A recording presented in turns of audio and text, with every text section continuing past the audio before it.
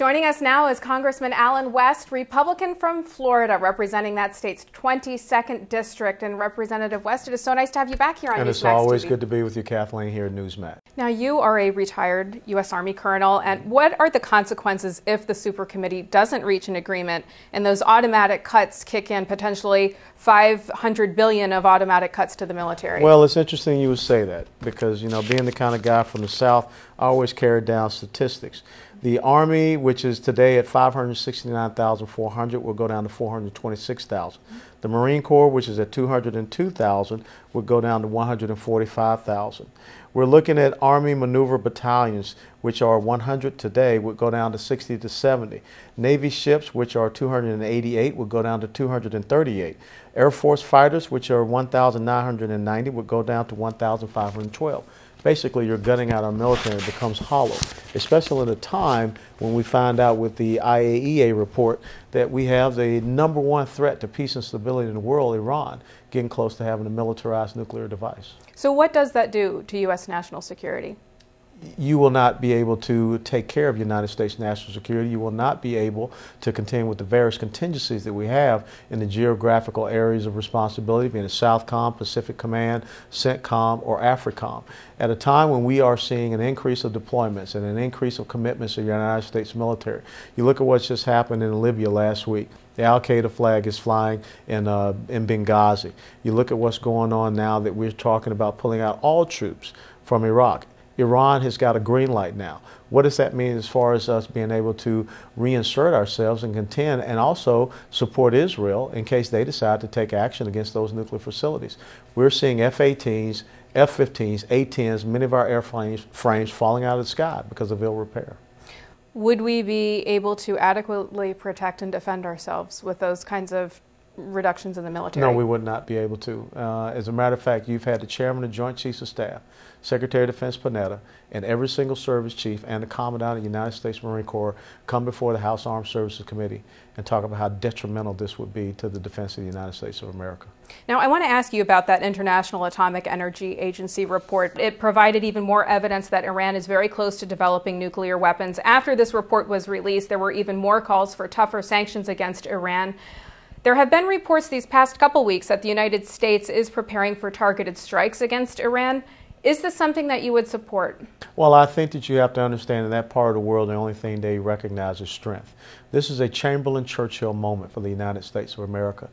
You cannot compromise, appease, or negotiate with a dictator, a despot, a theocrat, and an autocrat. And that's exactly what you have in Iran.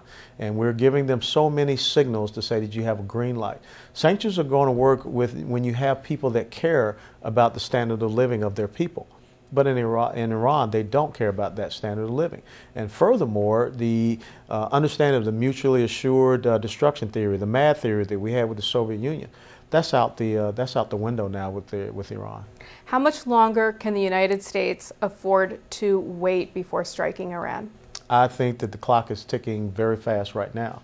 I believe that when you have a complete reduction of all forces in Iraq by 31 December, that is really going to hasten Iran going toward that device. And it also puts a constraint on Israel because now you have to be concerned about overflight and area refueling. When I was over in Israel in August, last week of August, we had a meeting with Prime Minister Netanyahu, and one of his concerns was not having a credible military presence in Iraq and the Middle East that will keep Iran at bay, and we're about to have that happen. Do you believe the U.S. should strike before the year's end? I believe that we need to, strike when we have the right type of conditions that are set. I don't want to tip anyone's hand. Should the United States support Israel? Should Israel strike? Absolutely. And I think the greatest concern is not so much about that logistical support, but also the material support. And then what happens after if Israel does strike? Because you've got 50,000 rockets and missiles. Hezbollah has completely rearmed and refitted. The United Nations Mandate 1701 has not been enforced. So all of these rockets and missiles are facing south to Israel. Every single city can be struck. Hamas is just as strong as ever. They're continuing to fire rockets and missiles along with Islamic Jihad. And the situation in Egypt is getting terrible. And the worst thing is that there are 30,000 shoulder-fired man-pads that are missing from Libya. And I would just cringe to think where they could end up. Turning back to domestic issues, DNC Chairwoman Debbie Wasserman Schultz has said that Democrats own the economy. President Obama has said also, as it relates to the economy, that the buck stops with him. Do you agree with those who say that President Obama's economic policies have failed and that, as a matter of principle, he should not seek a second term? Well, it's up to him whether he wants to seek a second term, but I think that he has to understand that his economic policies have indeed failed. We've gone from $10.6 trillion of debt when he took over on Inauguration Day to almost $15 trillion. We've gone from now 34,000 of debt per person to 47,000. 3 straight years of $1 trillion plus deficits.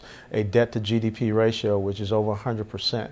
You know, in 2008, George W. Bush's highest deficit in that final year, when he did have Nancy Pelosi and Harry Reid, was $500 billion. So if you say you took over a bad situation, guess what you've done? You've made it absolutely exponentially worse.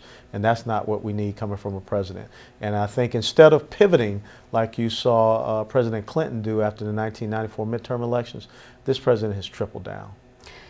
He has made it clear that he's exasperated that Republicans have not accepted his jobs plan in full, and he has thus bypassed Congress, issuing presidential memos and executive orders aimed, he says, to create jobs. What is your take on this? My take on this is, first of all, the president does not understand a constitutional republic.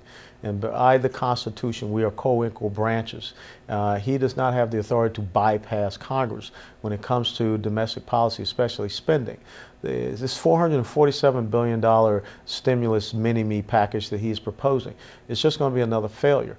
It was a failure with the first $1 trillion stimulus package. We have 22 pieces of legislation that's been passed through the House, bipartisan, sitting on Harry Reid's desk, that talk about creating the conditions and the policies for jobs here in the United States of America. So we can't wait for Harry Reid to do what is right and bring up those pieces of legislation and for the president to sign them in as law. Now, the president is charging Republican obstructionism. As a House Republican, how do you respond to that? Well, you know, I think that if you're a student of politics, you will understand exactly what the president's doing. He's doing what Harry Truman did back when he ran for re-election, when he ran against the quote-unquote do-nothing Congress.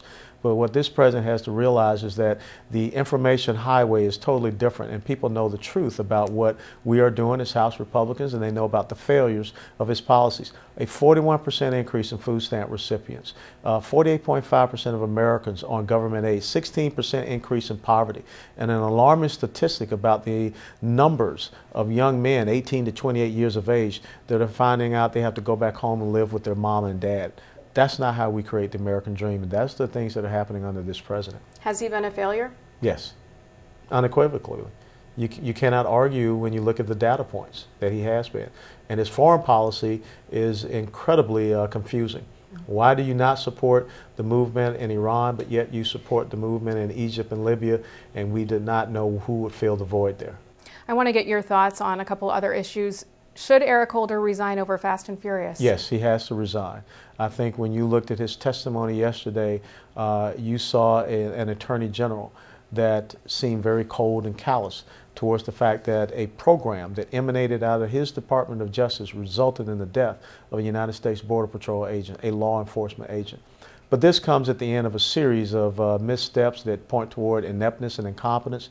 And so that's why I'm on a letter with, I believe, 37 other members of the House that say Eric Holder has to resign now. And if the president does not ask for Eric Holder to resign, then I think that he is complicit and is very rewarding of that type of behavior from our Attorney General.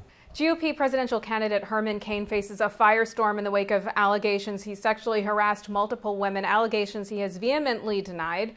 Do you believe Herman Cain's story that he has not done anything inappropriate?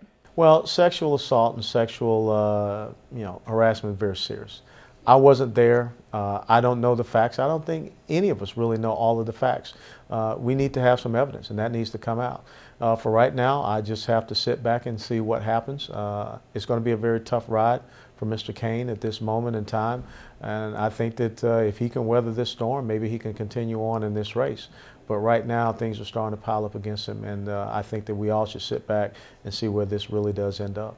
Now, Herman Cain in recent weeks has polled very, very well. Are the problems that the U.S. faces much bigger than these allegations, and should voters then overlook these allegations? Well, these allegations are still important, but what I tend to look at is, when we had President Obama running, No one questioned him, his associations with Bill Ayers and Bernadette Dorn, or Reverend Wright, or Minister Farrakhan, or Rashid Khalidi, which really gave me some cause and concern about national security and things of that nature. So there's pretty much so an unlevel playing field here, and I think the media is being very unfair and complicit in this. But we've got some, like I say, 101% debt to GDP ratio. That's where I think we really should be focused. But this does help the president, and it takes the attention off of him. If Herman Cain were white, do you believe that he would be receiving the same level of scrutiny? I think that does come to play in this somewhat. You know, there are many parallels between what happened to Justice Clarence Thomas to this. There's no doubt about it that when you are a black conservative, you are very threatening to the liberal progressive establishment. I kind of ran into that myself, you know, being accused of being a member of a white supremacist motorcycle gang, which I don't think people paid attention to my skin color when they made that accusation. But we need to talk about the issues, and what people need to focus on is winning in the arena of ideals and not this sideshow antics that we see going on. Now, the Reverend Al Sharpton called Herman Cain a hypocrite this week, saying that he has downplayed race in America while blaming race for the scandal. Do you agree with Al Sharpton? Well, I disagree with Al Sharpton. I think that, you know, you do see something that there's some type of bias in what is going on in this case. And like I said, you look at what happened with Clarence Thomas. But I think that it is not about downplaying race. It is about saying that no matter what color you are, you should be able to play on this political field. And what I want to see is a black community that leverages its power across the entire political spectrum and not just go marching off into the camp of the Democrat Party, which really in the entire assessment has not done very well by the black community, especially when you look at 17% unemployment in the black community. Speaking of 2012, you are the #1 congressman that the DNC has targeted for defeat. How honored are you by this? I wear it as an incredible badge of honor. The fact that a person that has never been in politics in their life, and 11 months, and I'm the #1 target for the DCCC, that means that our message is very effective. And as I just talked about, there's something that they fear about a strong black conservative message coming out of the inner city, military background, family guy. It drives them nuts. It drives them apoplectic. But you should never let a military guy know that he scares you. All right, Congressman Allen West, thanks so much for joining us. Pleasure. And thank you for watching Newsmax TV.